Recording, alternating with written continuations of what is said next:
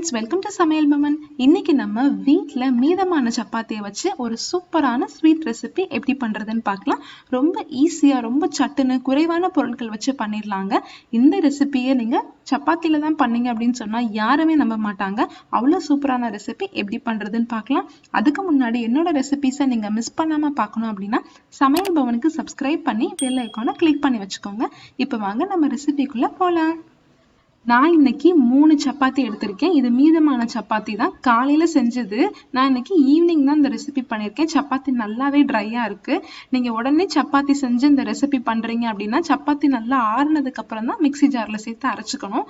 சூடோட சேர்த்து அரைச்சிட்டீங்க அப்படின்னா நமக்கு பவுடர் மாதிரி வராது. இது எல்லாத்தையுமே சின்ன சின்னதா மிக்ஸி ஜார்ல சேர்த்துட்டு நம்ம எல்லாத்தையுமே பவுடர் பண்ணி எடுத்துக்கலாம். தண்ணி எதுவுமே சேர்க்க தேவையில்லை, அப்படியே அரைச்சிட்டு வந்துடலாம். அரைக்கும் போதே பவுடர் மாதிரி ஆகாது. ஒரு 2-3 தடவை நல்லா அரைச்சதுக்கு அப்புறம் தான் இந்த மாதிரி இருக்கும். இந்த மாதிரி நல்லா நரன்னு இருக்கணும். பிரெட் கிரம்ஸ் மாதிரி இருக்குல்ல பாக்குறதுக்கு. நீங்க அரைக்கிறதுக்கு முன்னாடியே மிக்ஸி ஜார்ல ஈரம் எதுவும் இல்லாம பாத்துக்கோங்க. அப்பதான் இந்த மாதிரி பதத்துக்கு வரும். அவ்வளோதான். இப்ப நம்ம பர்ஃபி பண்ண ஆரம்பிச்சிடலாம். ஒரு பேன் சூடு பண்ணிட்டு 2 டேபிள் ஸ்பூன் நெய் சேர்த்துக்கலாம். நெய் சூடானதும் நம்ம அரைச்சு வச்சிருக்க சப்பாத்தியை இந்த டம்ளருக்கு 1 டம்ளர் அளவுக்கு இருக்கு. அதை எல்லாத்தையுமே இதுல சேர்த்துட்டு நல்லா வறுத்துக்கலாம். அடுப்பை மீடியம் ஃப்ளேம்ல வச்சுக்கோங்க. ஹை ஃப்ளேம்ல வச்சுட்டீங்க அப்படின்னா சப்பாத்தி டக்குன்னு கரிஞ்சிடுற மாதிரி ஆயிரும். எல்லாத்தையும் நல்லா கலந்து விட்டுறணும். நெய் எல்லாத்துலயுமே நல்லா கோட் ஆகுற அளவுக்கு நல்லா வறுத்துக்கோங்க. ஒரு 1 நிமிஷம் போல நல்லா வறுத்துக்கலாம். இந்த அளவுக்கு எல்லா சப்பாத்தியுமே நல்லா வறுபட்டிருக்கு. இது கூட 3/4 டம்ளர் அளவுக்கு பால் சேர்த்துக்கலாம்.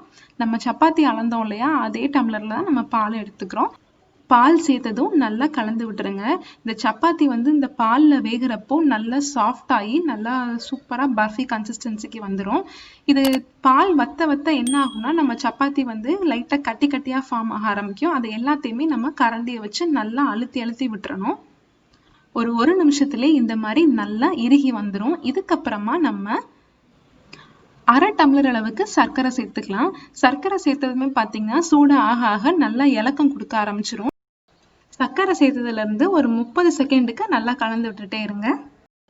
சர்க்கரை நல்லா உருகி நம்ம சப்பாத்திலாம் நல்லா ஒரு பர்ஃபி கன்சிஸ்டன்சிக்கு வர ஆரம்பிச்சிரும். நல்லா கலந்து விட்டுட்டே இருங்க. ஒரு சில கட்டிகள் இருந்தாலும் லைட்டா அழுத்தி விட்டுருங்க. இந்த மாதிரி நல்லா ஒட்டாம நல்லா பால்கோவா மாதிரி திரண்டு வரணும். இந்த ஸ்டேஜ்ல 1 ஸ்பூன் போல நெய் சேர்த்துட்டு நல்லா கலந்து விட்டுட்டு அடுப்பை உடனே ஆஃப் பண்ணிட வேண்டியதுதான். நெய் சேர்த்ததுமே நல்லா ஒட்டாம சாஃப்டா வந்துடும். இந்த கன்சிஸ்டன்சி எப்படி இருக்கணும்னா ரொம்ப கெட்டியாவும் இருக்கக்கூடாது, ரொம்ப கிளுகிளுன்னு இருக்கக்கூடாது. இந்த பதத்துல இருந்தா சரியா இருக்கும். இதை அப்படியே ஒரு பிளேட்ல மாத்திட்டு நம்ம தேவையான ஷேப்ல கட் பண்ணிக்க வேண்டியதுதான். இந்த மாதிரி ஒரு பிளேட் இல்லை ஒரு டிஃபன் பாக்ஸ் எதுலனாலும் நீங்க இதை எடுத்து போட்டுட்டு நல்லா ஸ்ப்ரெட் பண்ணி விட்டுடலாம். இது அப்படின்னாலும் சாப்பிட்றதுக்கு ரொம்ப டேஸ்டா தான் இருக்கும். இந்த மாதிரி பர்ஃபி எல்லாம் பண்ணி சாப்பிட்றப்ப குழந்தைங்களும் நல்லா விரும்பி சாப்பிடுவாங்க. நம்ம நெய் எல்லாமே சேர்த்துருக்கனால இது ரொம்ப ஹெல்த்தியானதுதான், அதனால குழந்தைகளுக்கு கொடுக்கலாம். எல்லாத்தையுமே இந்த மாதிரி நல்லா ஃபிளாட் பண்ணி விட்டுக்கோங்க. உங்களுக்கு என்ன ஷேப்ல வேணுமோ அந்த ஷேப்ல நம்ம கத்தியை வச்சு கட் பண்ணி விட்டுக்கலாம். இதுக்கு மேல கொஞ்சம் அழகுக்காக சின்னதா உடைச்சு முந்திரி பருப்பு சேர்த்திருக்கேன்.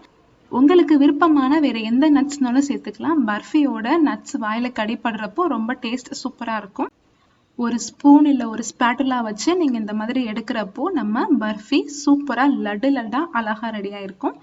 இதை நீங்க சூடு ஆற வைக்கணும் அப்படின்லாம் அவசியம் இல்லை. செஞ்ச உடனேயே நம்ம பிளேட்ல மாத்திட்டு கட் பண்ணிட்டு இந்த மாதிரி எடுத்து சாப்பிட வேண்டியதான்.